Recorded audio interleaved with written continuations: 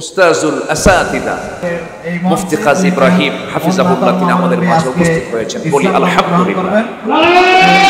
একটা অনুষ্ঠানের জন্য আমাদের প্রধান বক্তা আমাদের সকলের শ্রদ্ধেয় ডক্টর শহীদ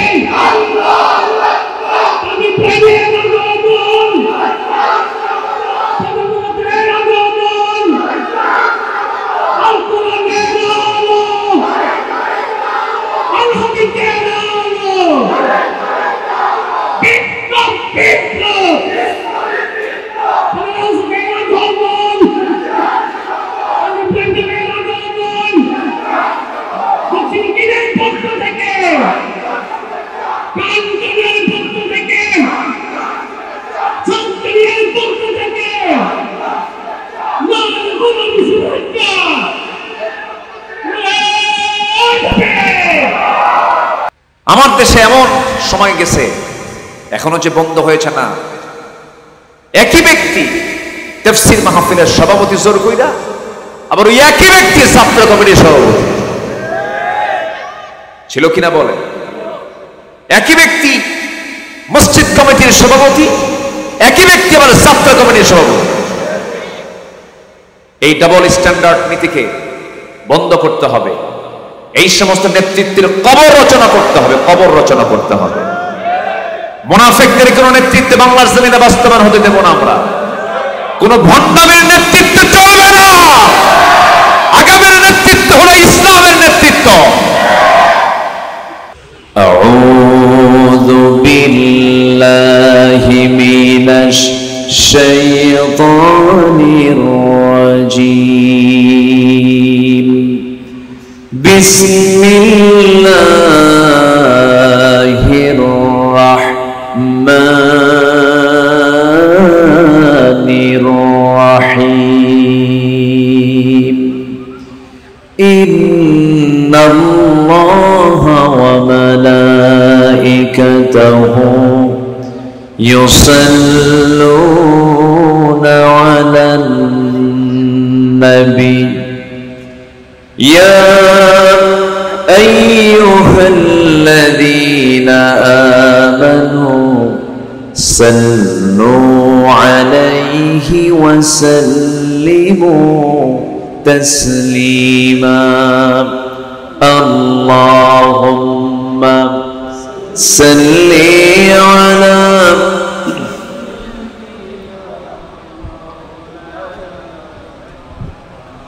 وعلى آل سيدنا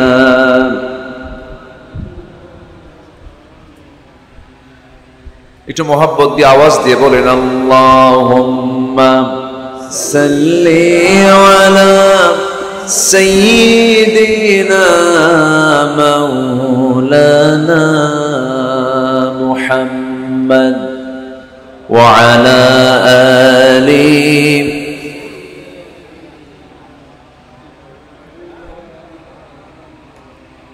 সবাই বলুন বালাগাল উলা বিকামালিহি কাশাফাত তুজা বিজামালিহি হাসনাত জামিউ খিসালিহি সাল্লু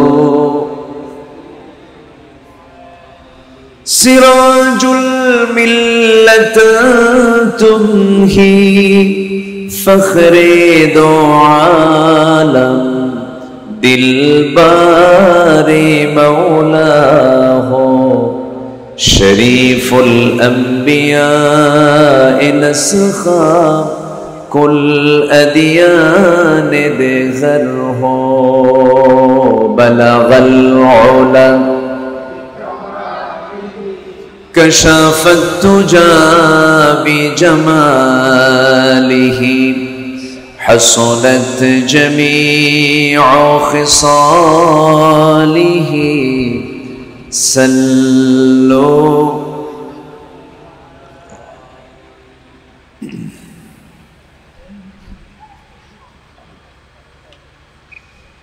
প্রাকৃতিক সৌন্দর্যের অপরূপ লীলাভূমি চট্টগ্রামের সাতকানিয়া উপজেলার বকশিরখিল মানব কল্যাণ সোসাইটি কর্তৃক আয়োজিত প্রথম বার্ষিকী তাফসীরুল কোরআন মাহফিল 2025 মহৎ আয়োজনের সম্মানিত সুযোগ্য সভাপতি জনাব কলিমুল্লাহ, সঞ্চালনায় মোহাম্মদ সেলিম রেজা, আজকের এই মহৎ আয়োজনের সম্মানিত প্রধান অতিথি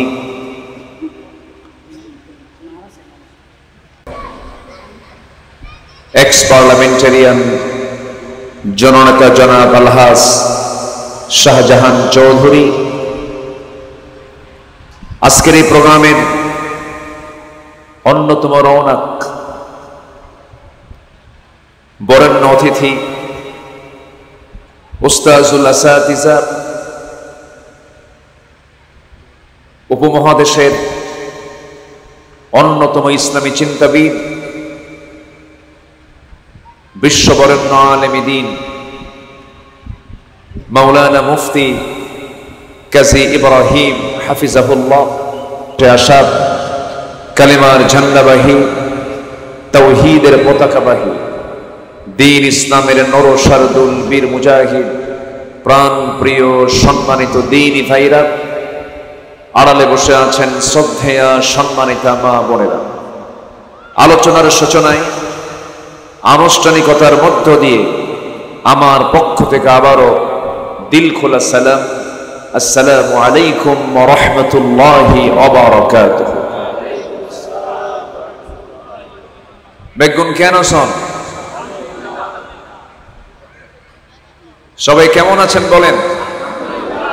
জি, আল্লাহ তাআলা আমাকেও আপনার সাথে রেখেছেন, ভালো রেখেছেন, বলি আলহামদুলিল্লাহ। বারের শ্রেষ্ঠবার জুমার দিন আজকে আমরা পার করে সান্ধ্যকালীন বাদেশা মাহফিলের এই গুরুত্বপূর্ণ একটি মজলিসে আমরা বসতে পেরেছি। যে মহান আল্লাহ সুবহানাহু ওয়া তাআলা আমাকে আপনাকে এমন সুন্দর আয়োজনে আসার বসার তৌফিক দিলেন, সেই মহান জাল্লা শানুহুর দরবারে আমরা সবাই লাখ কোটি সাজুদ শুকরিয়া আদায় করছি, মুহাব্বাতান বলে উঠছি আলহামদুলিল্লাহ। আবারও বলছি আলহামদুলিল্লাহ, চিৎকার মেরে বলছি আল্লাহুম্মা ইন্নী আসআলুকা আল হুদা ওয়াত তুকা ওয়াল আফাফা ওয়াল গিনা। সবাই বলি আল্লাহুম্মা আইন্নি আলা যিকরিকা ওয়া শুকরিকা ওয়া হুসনি ইবাদাতিকা। আমরা আল্লাহ তাআলার শুকর আদায় করে নিলাম। আমি খুব অল্প সময়, সংক্ষিপ্ত সময়ে কিছু কথা বলবো। ওয়া মা তাওফীকি ইল্লা বিল্লাহ আলাইহি তাওয়াক্কালতু ওয়া ইলাইহি উনীব। সম্মানিত হাজিরিন, আজকের এই মাহফিলের যে সৌন্দর্য, এই মাহফিল যে কিতাবকে কেন্দ্র করে, যে কিতাব আল্লাহ তাআলা আসমান থেকে নাজিল করেছেন, যে কিতাবের নির্দিষ্ট একটি অ্যাড্রেস ছিল লৌহে মাহফুজ, বাল হুয়া কুরআনুম মাজিদ ফি লৌহে মাহফুজ, লৌহে মাহফুজে সংরক্ষিত থাকা সেই কিতাব আল্লাহ তাআলা এই দুনিয়াতে একজন মহান ব্যক্তির উপরে 23 বছরে প্রয়োজনের পরিপ্রেক্ষিতে নাজিল করেছেন। সেই কালেমে হাকিম থেকে কিছু কথা আমি বলতে চাচ্ছি। সম্মানিত উপস্থিতি, আমরা সেই কিতাবকে নিয়ে বসেছি যে কিতাবের গবেষণা শুরু হবে কিন্তু শেষ হবে না, যে কিতাবের আলোচনা বিশাল বড়, যে গবেষণা কিয়ামত পর্যন্ত মানুষ শুধু খুঁজতেই থাকবে কিন্তু এর কোনো তলা খুঁজে পাবে না। এটা হচ্ছে জ্ঞানের তলাহীন একটি সমুদ্রের নাম, যে জ্ঞানের সমুদ্রের তলাই নাই এমন একটি মহাসমুদ্র জ্ঞানের সেটাই হলো কোরআনে কারীম। আপনি কোন দিক থেকে কোরআনকে আপনি দেখতে চান? সাহিত্যিক সাহিত্য নেবে, লেখক লেখা নেবে, গবেষক গবেষণা নেবে, আইনজীবী আইন নেবে, সায়েন্টিস্ট বিজ্ঞানী বিজ্ঞান নেবে, কবি কবিতা নেবে। আপনি কোন দিক থেকে চান? আপনি রাষ্ট্রনায়ক রাষ্ট্রের পদ্ধতি নেবে, বিচারক বিচার নেবে। সব কিছুর চাহিদা মেটাতে সক্ষম পৃথিবীতে একটি কিতাব, তার নাম হলো কোরআনে কারীম। জোরে বলি সুবহানাল্লাহ, আর জোরে বলি সুবহানাল্লাহ। আমার জীবন পদ্ধতি কেমন হবে? আমার জীবনের পরিচালনা কেমন করে করতে হবে? জীবন পরিচালনার জন্য আল্লাহ পাক আমার জীবনটা কেমনে সাজাতে হবে সেই পদ্ধতি কোরআনে আছে না নাই বলেন তো? আসতে বলবেন না, আছে না নাই? যে কোরআন মাফিক জীবনটা চালাবে তার জীবন হবে অগোছালো না গোছালো, অপরিচ্ছন্ন না পরিচ্ছন্ন, অপবিত্র না পবিত্র, অনিয়ন্ত্রিত না নিয়ন্ত্রিত? নিয়ন্ত্রিত। অপ্রস্তুতি থাকবে না তার ভিতরে, সকল কিছুতেই একটা পরিপাটি প্রস্তুতি তার মধ্যে খুঁজে পাওয়া যাবে। সম্মানিত ভাইয়েরা, কোরআনটা নাজিল হয়েছে মূল উদ্দেশ্যই হলো মানুষকে অন্ধকার থেকে আলোর দিকে নিয়ে আসার জন্য। মানুষ বিপদগামী থেকে সে যেন একটা সুন্দর পথ পায়, সুপথে যেন আসতে পারে। আল্লাহ পাক এই জন্য কোরআনটা নাজিল করেছেন। আল্লাহ রাব্বুল আলামিন বলেন, কিতাবুন আনসালনাহু ইলাইকা লিতুখরিজান নাসা মিনায-যুলুমাতি ইলান-নূর। হে রাসূল, আমি আপনার প্রতি যে কোরআনটা নাজিল করেছি, কোরআন নাজিলের মূল উদ্দেশ্য হলো আপনি জানো এই কিতাব দিয়ে অন্ধকারে থাকা নিমজ্জিত জাতিকে যেন কোরআনের আলোকে আলোকিত করে তাদেরকে যেন আপনি জান্নাতের রাস্তায় তুলে দিতে পারেন, নূরের দিকে নিয়ে আসতে পারেন। আলো যেখানে চলে আসে সেখানে কি অন্ধকার থাকে নাকি? অন্ধকার থাকে না। কোরআনটা হলো আলো। কিন্তু দুঃখজনক হলো সত্য, অন্য কোন জাতি হলে সেটা ভিন্ন বিষয় ছিল। আজ আমার দেশের কথাই যদি মনে করি, আজকে গোটা বাংলার জমিনে ৫৬,০০০ বর্গ মাইল সুজলা সুফলা শস্য শ্যামলা সোনার বাংলাদেশে ১৮ থেকে ২০ কোটি মুসলমান যে দেশে বসবাস করছে, যে আলো বান্দা পেলে পরে আলোকিত হয়ে যেত, দুনিয়ার জীবনটাও সুন্দর হতো, পরকালীন জিন্দেগিটাও তার জন্য নাজাতের কারণ হয়ে যেত। কিন্তু সেই কিতাব থেকে ১৮ থেকে ২০ কোটি মুসলমানের অধিকাংশ মুসলমান আজকে কোরআন থেকে শুধু দূরে না অনেক দূরে, শুধু দূরে না অনেক দূরে, যোজন যোজন দূরে, কোরআন পড়তেই পারে না, কোরআন থেকে সুন্দর করে রেসাইট করতে পারে না, তেলাওয়াতই করতে পারে না, বোঝা তো দূরেই থাকবে। সম্মানিত ভাইয়েরা, সম্মানিত বন্ধুগণ, কোরআনটাকে সুন্দর করে সহি করে পড়া, কোরআনটাকে সুন্দর করে তেলাওয়াত করা, এটা কি সুন্নত কাজ না ফরজ কাজ? আসতে বলে, সুন্নাহ না ফরজ? ফরজ। ভুল করে যদি কেউ কোরআন পড়ে, কোরআন বলছে রুব্বা কারিন লিল কুরআনি ওয়াল কুরআনু ইয়ালআনুহু, কোরআন তাকে লানত দেয় যে কোরআন থেকে সহি করে পড়ে না। কিন্তু দুঃখজনক হলেও সত্য, আজকে গোটা পৃথিবীর দ্বিতীয় বৃহত্তম মুসলিম জনপদ, দ্বিতীয় বৃহত্তম মুসলিম দেশ, ফার্স্ট ইন্দোনেশিয়া, সেকেন্ড হলো বাংলাদেশ। এই বাংলাদেশের টেকনাফ থেকে তেতুলিয়া, রূপসা থেকে পাথরিয়া, সুন্দরবন থেকে বান্দরবান, এই বিশাল ২০ কোটি মুসলমানের এই দেশ, এই ভূখণ্ডে ২০ কোটি মুসলমান বসবাস করছে, অথচ শিক্ষা ব্যবস্থাও এই দেশে চালু আছে। শিক্ষা মন্ত্রণালয় রয়েছে, যুব মন্ত্রণালয় রয়েছে, ধর্ম মন্ত্রণালয় রয়েছে, এবং তারা দায়িত্ব পালনও করেছেন, করে যাচ্ছেন। অথচ আজকে ম্যাক্সিমাম মুসলমান কোরআনটাকে সহি করে পড়তে পারে না, নামাজের সঠিক পদ্ধতি জানে না, ন্যূনতম প্রাথমিক যে মাসলা মাসাইল এগুলোও জানে না। সম্মানিত দ্বীনি ভাইরা, সম্মানিত উপস্থিতি, এখান থেকে প্রমাণ করে পরিকল্পিতভাবে এই জনপদের মুসলমানদেরকে ইসলাম থেকে, দ্বীনি শিক্ষা থেকে, কোরআন শিক্ষা থেকে কৌশল করে পরিকল্পিতভাবে দূরে রাখা হয়েছে।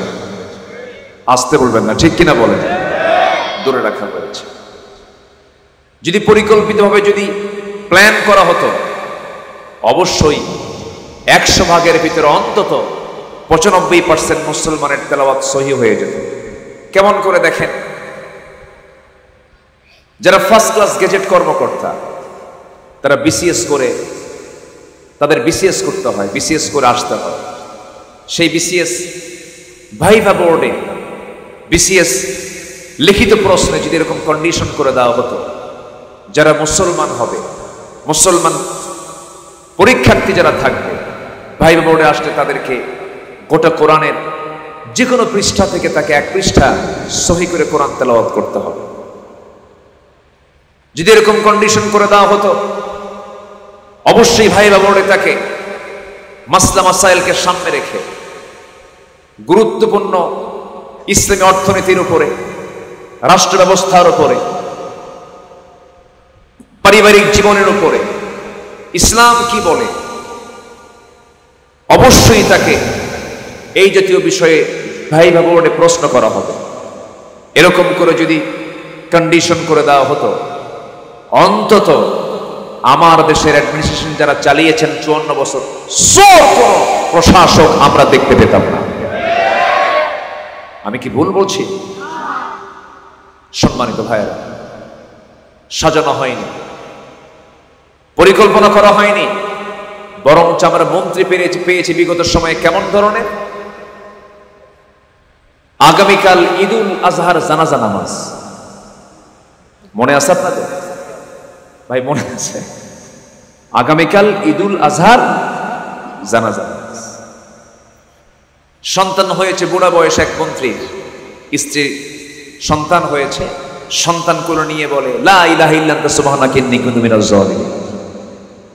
এটা কোন দোয়া কইল বলেন? আনন্দের দোয়া না বিপদের দোয়া?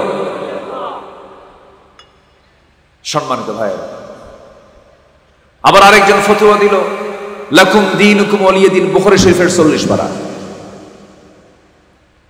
এরাই দেশ চালিয়েছে। কিন্তু মুসলিম নেতৃত্বের জন্য, ইসলামী নেতৃত্বের জন্য, মুসলিম জনপদের নেতৃত্বের জন্য, ইসলাম সম্পর্কে যারা জাহেল, এই জাহেলদের নেতৃত্বের মুখে আমাদের জুতা মারতে হবে মুসলমান। আমরা ইসলামী তাহজিব তামাদ্দুনকে সামনে এগোতে চাই। সব দেখা শেষ করেছি আমরা, কোনো দেখা আর বাদ নাই, সব দেখা শেষ। পদ্মা সেতুর মতো একটি বড় একটা প্রকল্প, পদ্মা সেতু যখন উদ্বোধন হবে, আমার দেশে হাফেজে কোরআনের কি অভাব আছে নাকি? লাখ লাখ হাফেজে কোরআন, এবং ওয়ার্ল্ড ওয়াইড নাজমুস সাকিব, জাকারিয়া, সালেহ আহমদ তাকরিম, যাদের তেলাওয়াতে কাবার ইমামরা কান্দে। আমার দেশে এত বড় বড় হাফেজে কোরআন, কারিউল কোরআন থাকার পরেও পদ্মা সেতুর উদ্বোধনের দিন একজনকে কোরআন তেলাওয়াত করতে দিয়েছিল। আজকেই বাড়িতে গিয়ে একটু সার্চ দিয়ে দেখবেন পদ্মা সেতুর তেলাওয়াত। সূরা রহমান তেলাওয়াত করেছিল। আমার তো মনে হয় ওই তেলাওয়াতে শয়তানও রাগ করছে। শয়তান কইছে এত এইরকম খারাপ তেলাওয়াত তো আমিও জানি না। সম্মানিত ভাইয়েরা, এইরকম করে আমরা এই দেশকে 71 থেকে 2025 সাল পর্যন্ত দেখেছি। আমরা বেনামাজি জাহেল নেতৃত্ব আমরা দেখতে চাই না। কেউ 9 বছর চালিয়েছে, কেউ 16 বছর চালিয়েছে, কেউ 25 বছর চালিয়েছে, সব দেখা শেষ করেছি আমরা। আমরা এবার কোরআনকে দেখতে চাই। আমরা কোরআনের আইন দেশ দেখতে চাই। আমরা যে সরকার আগামীতে দেখতে চাই, আমরা নামাজের সরকার দেখতে চাই ইনশাআল্লাহ। রাজি আছেন কারা কারা? হাত উঁচু করে দেখেন মুসলমান।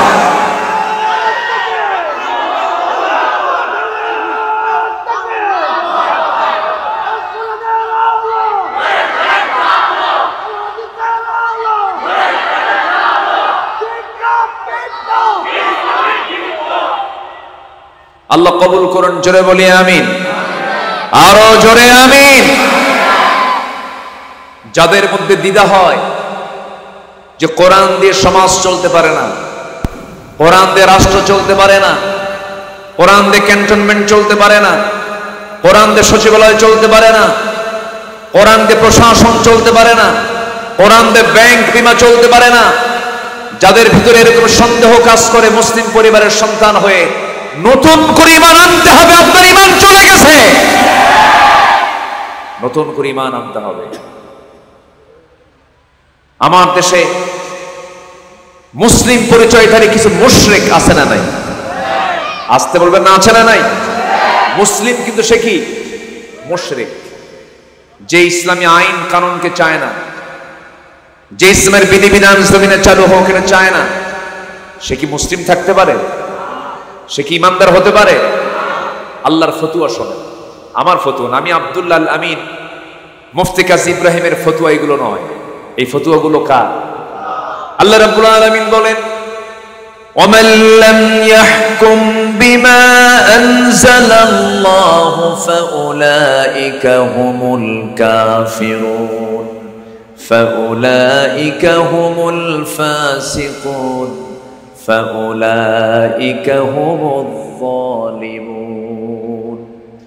আমার দেওয়া বিধান অনুযায়ী যারা বিচার কার্য ফয়সালা করে না, তারাই হলো কাফের, তারাই হলো জালিম। জালিম তো মুশরিক কি বলা হয়?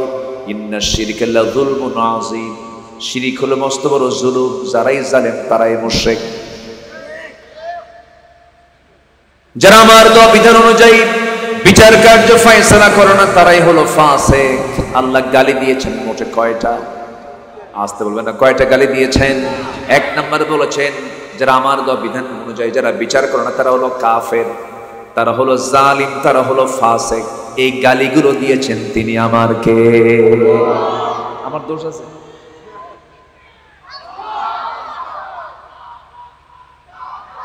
কাম সারছে।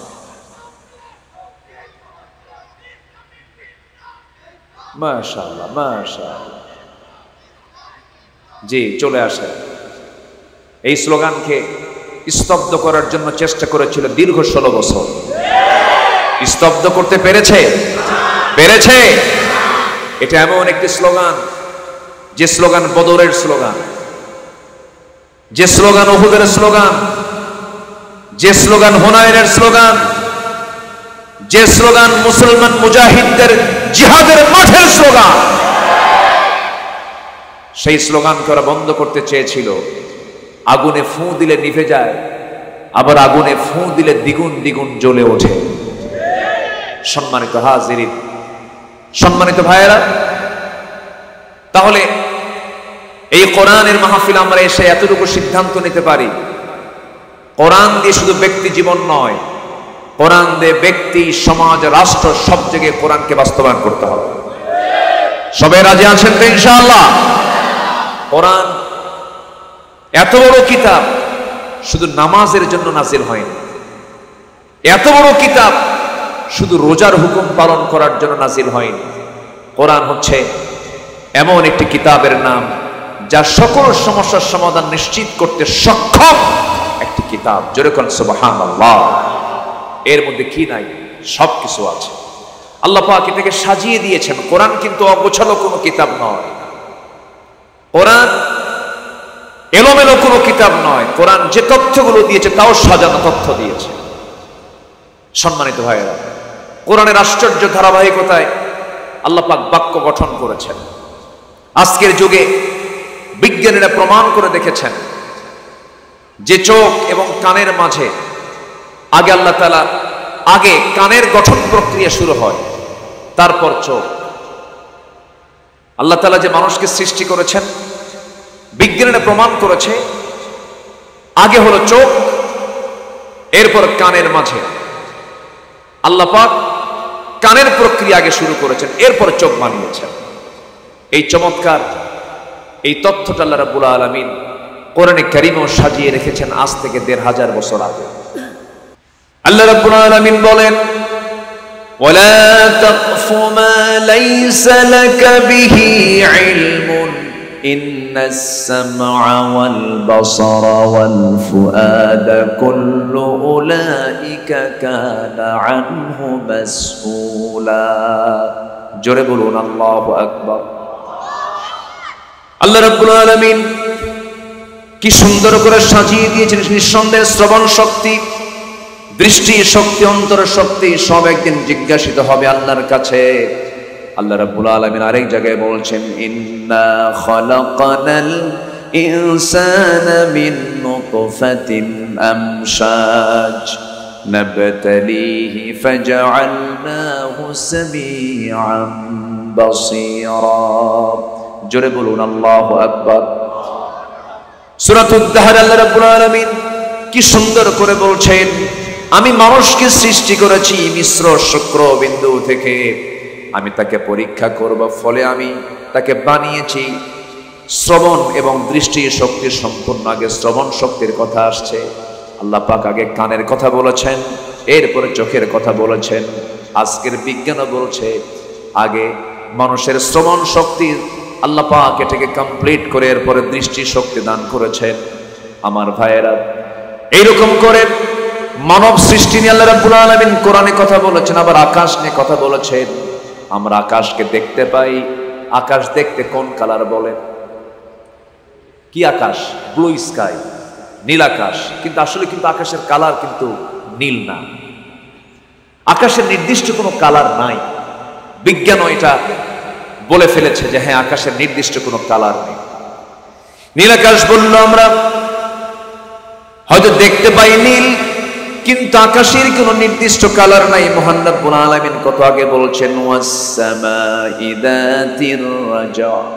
আল্লাহ রাব্বুল আলামিন সে আকাশের কসম খাচ্ছেন যে আকাশের বিভিন্ন রূপে আত্মপ্রকাশ করে। ওয়াস সামাই যাতির রাজা, বিভিন্ন রূপে আত্মপ্রকাশ করে। আল্লাহ তাআলা সমুদ্র নিয়ে কথা বলেছেন, সমুদ্র জগৎ নিয়ে তিনি কথা বলেছেন।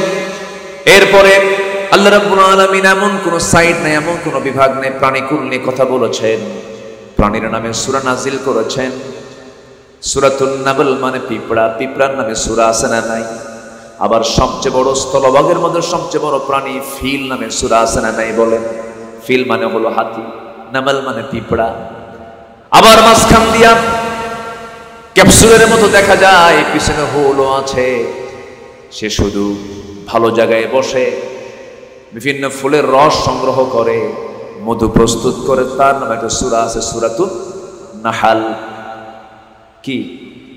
সূরাতুন নাহাল। নাহাল মানে কি? মৌমাছি। নাহাল মানে কি বলেন? মৌমাছি। মাছি দু প্রকার, একটা শুধু মাছি, আরেকটা কি? মৌমাছি। মাছি জাত অজাত নাই, সব জায়গায় বসে। আর মৌমাছি খারাপ জায়গায় বসে, খারাপ জায়গায় বসে, সে শুধু ভালো জায়গায় বসে। তাহলে আমাদের চরিত্র হবে মাছির মতো না মৌমাছির মতো? বলেন বলেন, মাছির মতো না মৌমাছির মতো? মাছির ভূমিকা হলো মুনাফিকের মতো। মাছির ভূমিকা কি? মুনাফিক। সে ভালো মন্দ সব জায়গায় যায়, সব জায়গায় বসে। আর মৌমাছি মন্দ জায়গায় বসে না, শুধু ভালো জায়গায় বসে। এলাকায় আলুর চাষাবাদ হয় কিনা জানি না। আচ্ছা, আলুর চপ, তরকারিতে আলু দেয়, আলু ভাজি খায়, বিভিন্ন ধরনের রান্না বান্নায় এটাকে ইউজ করা হয়। এটা হচ্ছে গোল আলু। এটা কি আলু বলেন তো? গোল আলু। আরেকটা আলু আছে যেটা শুধু সিদ্ধ করে একটু লবণ দিয়ে খেতে হয়, এটাকে কি আলু বলে? লোকাল ভাষায় বলেন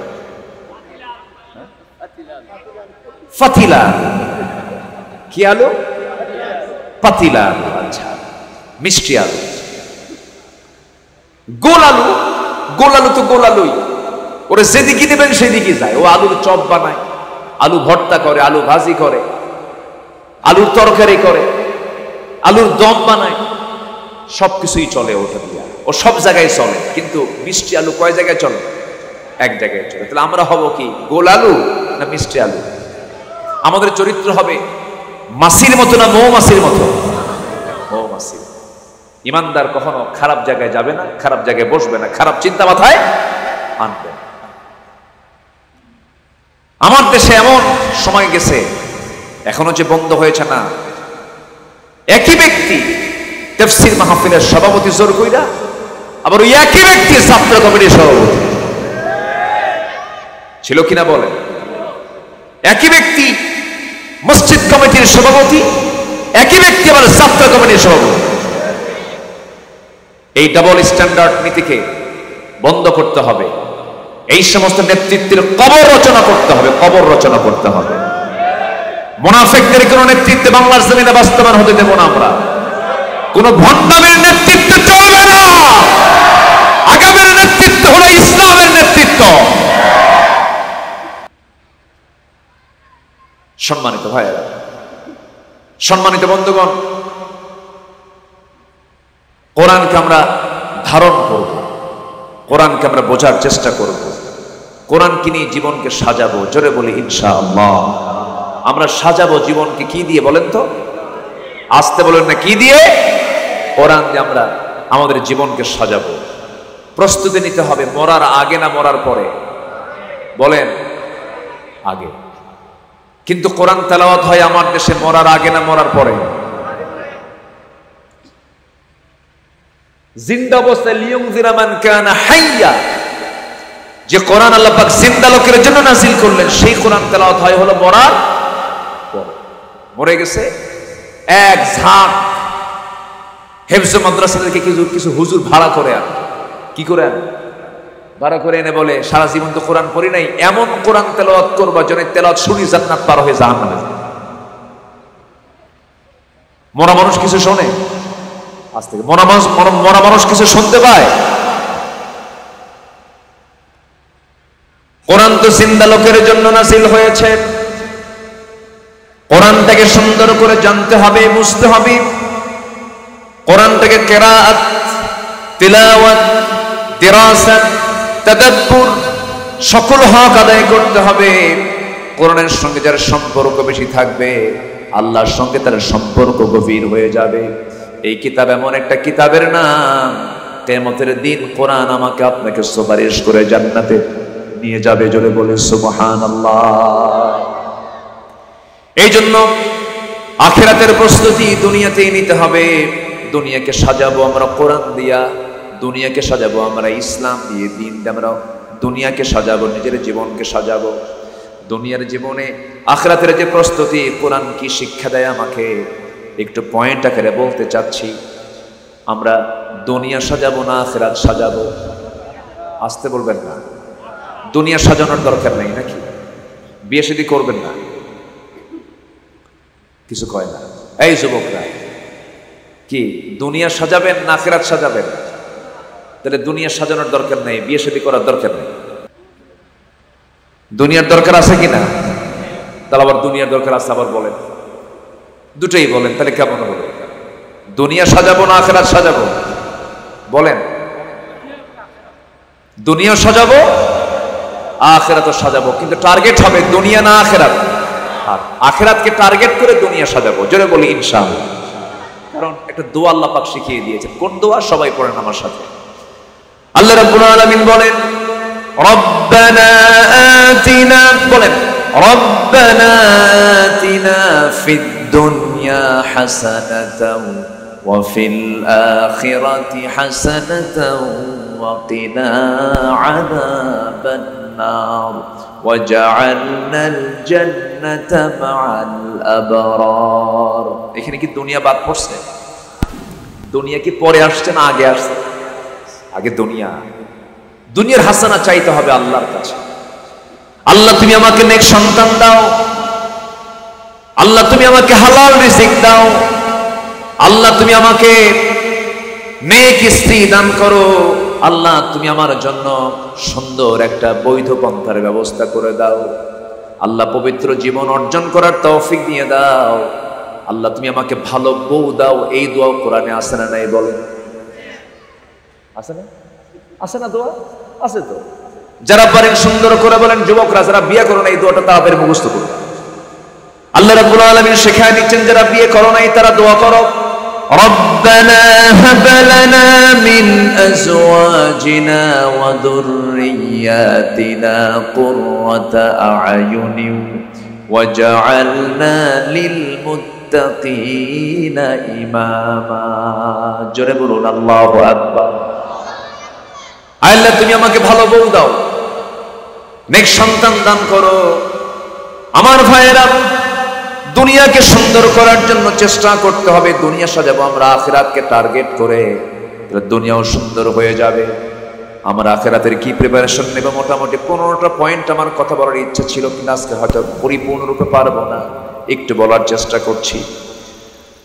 দুনিয়ার জীবনে আখিরাতের প্রস্তুতি কি হওয়া দরকার? নাম্বার 1 হলো আল্লাহ এবং রাসূলকে বিশ্বাস করতে হবে, সন্দেহ নিয়ে না, সন্দেহ মুক্ত হয়ে, দ্বিধা নিয়ে না, দ্বিধাহীনভাবে ঈমান টানতে হবে, জানমাল দিয়ে জিহাদ করতে হবে। আল্লাহ রাব্বুল আলামিন একটা আয়াতে বলছেন, ইন্নামাল মুমিনুনা আল্লাযীনা আমানু বিল্লাহি ওয়া রাসূলিহি সুম্মা লাম ইয়ারতাবু ওয়া জাহাদু বিআমওয়ালিহিম ওয়া আনফুসিহিম ফি সাবিলিল্লাহ উলাইকা হুমুস সাদিকুন। জোরে বলুন আল্লাহু আকবার। সূরাতুল হুজুরাত আয়াত নম্বর 15 আল্লাহ রাব্বুল আলামিন বলেন, ওই সমস্ত বান্দাগুলো মূলত সত্যবাদী যারা ঈমান এনেছে আল্লাহর উপরে এবং রাসূলের উপরে, সুম্মা লাম ইয়ারতাবু, তাতে কোনো সন্দেহ করে নাই, তার মধ্যে কোনো শক আসে নাই, সন্দেহ আসে নাই, এবং যারা আল্লাহর রাস্তায় যারা জিহাদ করেছে জান দিয়ে এবং মাল দিয়ে, আল্লাহ রাব্বুল আলামিন বলছেন ঈমান যার সলনা আছে এবং জিহাদের প্রতি যার তামান্না আছে, আল্লাহ বলছেন প্রকৃত সত্যবাদী হলো এই সমস্ত বান্দা। জোরে বলুন সুবহানাল্লাহ। কার কথা বলে? আল্লাহর কথা। নাম্বার 2 হলো আখিরাতের প্রস্তুতি দুনিয়ার জীবনে।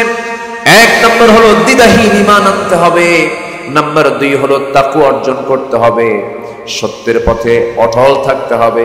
আল্লাহ রাব্বুল আলামিন বলেন, ইয়া আইয়ুহাল্লাযীনা আমানু তাকুল্লাহ ওয়া কুলু কাওলান সাদীদা ইউসলিহ লাকুম আ'মালাকুম ওয়া ইয়াগফির লাকুম যুনুবাকুম ومن يطع الله ورسوله فقد فاز فوزا عظيما জোরে বলুন আল্লাহু আকবার। আল্লাহ রাব্বুল আলামিন বলেন, ঈমানদারেরা তোমরা আমাকে ভয় করো, তাকওয়া অবলম্বন করো এবং সোজা সাপটা কথা বলো, সদা সত্য কথা বলো। আল্লাহ রাব্বুল আলামিন এই দুটো হুকুম করেই বলছেন, ইউসলিহ লাকুম আ'মালাকুম ওয়ায়াগফির লাকুম যুনুবাকুম।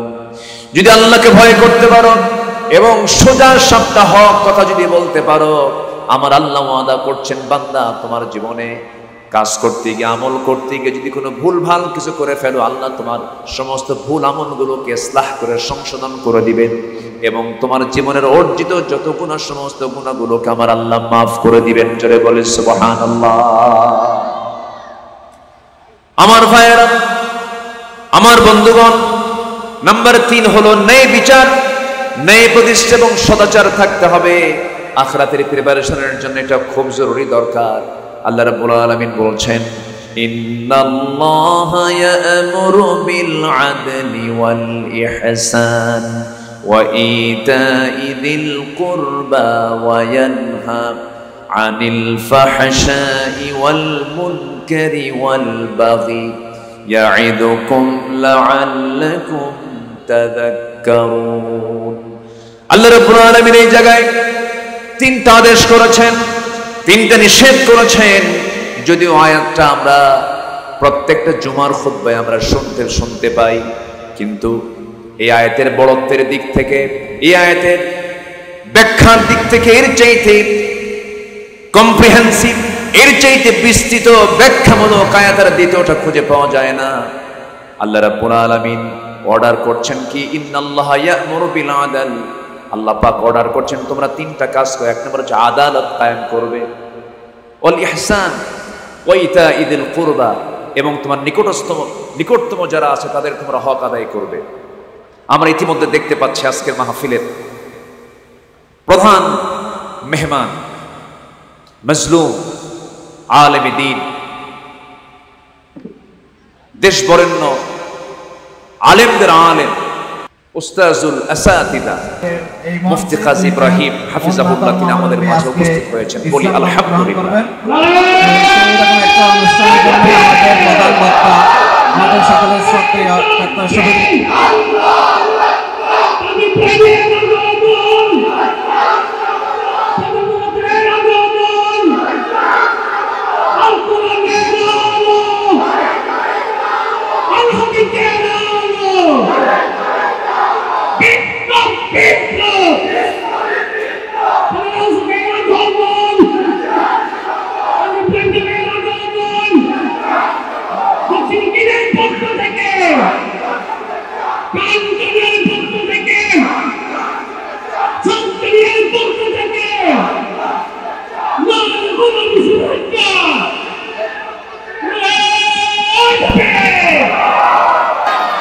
জি, আমরা আমাদের কাঙ্ক্ষিত মেহমানকে পেয়েছি। বলি আলহামদুলিল্লাহ, জোরে বলি আলহামদুলিল্লাহ।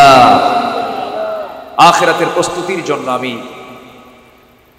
3টি পয়েন্ট বলেছি। নাম্বার 1 হচ্ছে আমরা দ্বিধাহীন চিত্তে ঈমান আনবো কার উপরে?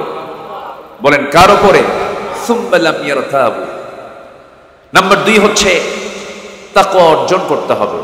নাম্বার 3 হলো ন্যায় প্রতিষ্ঠা এবং সদাচার থাকতে হবে। নাম্বার 4 দ্বীনের সঠিক ইলম অর্জন থাকতে হবে। সবচেয়ে বড় জরুরি, দ্বীনের ইলম ছাড়া আপনি সামনে মোকাবেলা করতে পারবেন না। ইলমের দরকার শুধু আলেমদের না সবার? বলেন ইলমের দরকার শুধু আলেমদের না সবার? কোরআন কি শুধু বিশেষ কোন শ্রেণীর জন্য নাযিল হয়েছে না সবার জন্য নাযিল হয়েছে? হুদাল লিন্নাস ওয়া বাইয়িনাতিন মিনাল হুদা ওয়াল ফুরকান। এবং আল্লাহর কাছে চাইতে হবে ওকুর রব্বি জিদনি ইলমা।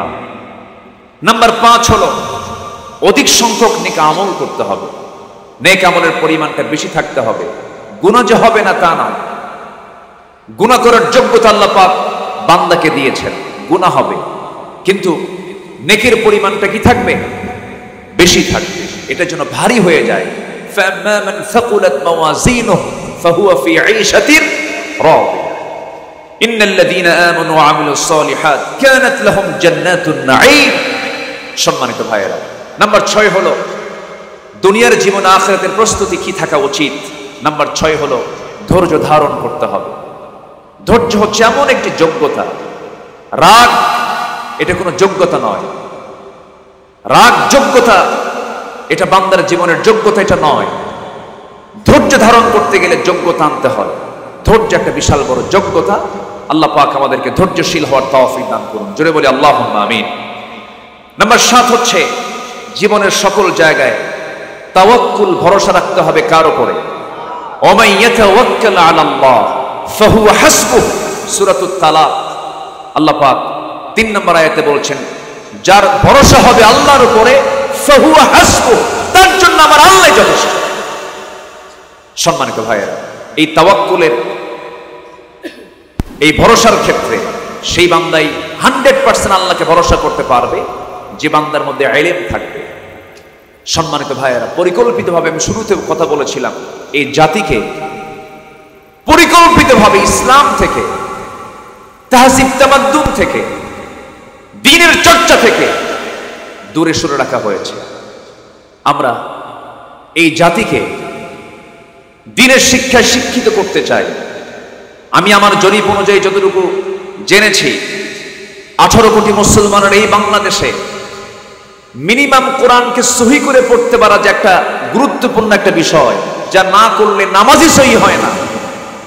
40 থেকে 35 লক্ষ লোকের মুসলমানের কোরআন তেলাওয়াতটা সহি বলা যেতে পারে, আর বাকি 17.5 কোটি মুসলমানের তেলাওয়াতই সহি নাই। কোরআন বোঝা তো দূরেই থাকলো। তাহলে আমাদের কাজগুলো এখনো কি বাকি আছে কিনা বলেন, বাকি আছে কিনা? বহু কাজ আমাদের সামনে পড়ে আছে, এই কাজের আঞ্জাম আমাকে আপনাকে দিতে হবে। আমরা প্রস্তুতি নেব, জোরে বলি ইনশাআল্লাহ। নাম্বার 8 হলো দুনিয়াবি ভোগ বিলাসে নিমগ্ন না হয়ে আখিরাতের আবাসকে মূল লক্ষ্য হিসাবে স্থির করতে হবে। ওমা হাযিহিল হায়াতুদ দুনিয়া ইল্লা লাহবুন ওয়া লাইবুন ওয়া ইন্নাদ দারাল আখিরা লাহিয়াল হায়াওয়ান লাউ কানু ইয়ালামুন। সম্মানিত ভাইয়েরা, নাম্বার 9 হলো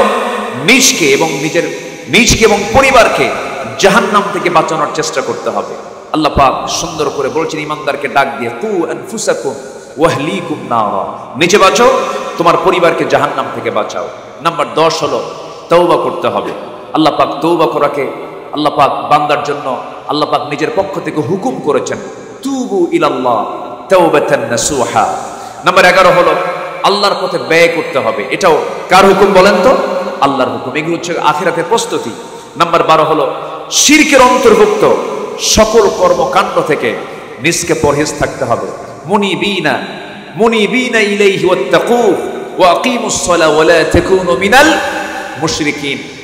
মুশরিকদের অন্তর্ভুক্ত হওয়া যাবে না। মুশরিকদের অন্তর্ভুক্ত হলেই ওয়া মান ইউশরিক বিল্লাহ ফাকাদ হারামাল্লাহু আলাইহিল জান্নাত, তার জন্য জান্নাতটা বাজেয়াপ্ত হয়ে যাবে। নাম্বার 13 হলো আল্লাহ প্রদত্ত একমাত্র সঠিক পথের অনুসরণ করতে হবে। ওয়া ইন্না হাদা সিরাতি মুস্তাকিমা ওয়া লা তাত্তাবিউস সুবুল। কোন পথ, একমাত্র আল্লাহর পথ ছাড়া কোন পথকে লালন করা যাবে না, গ্রহণ করা যাবে না। একমাত্র পথ হচ্ছে সিরাতুল মুস্তাকিম। আল্লাহ পাক সেই পথে আমাদের সবাইকে কবুল করুন, জোরে বলি আল্লাহুম্মা আমিন। নাম্বার 14 হলো আল্লাহ এবং রাসূলের পরিপূর্ণ আনুগত্য আমার আপনার মধ্যে থাকতে হবে। ওয়া আকিমুস সালাহ ওয়া আতুজ যাকাত ওয়া আতিউর রাসূল লাআল্লাকুম তুরহামুন।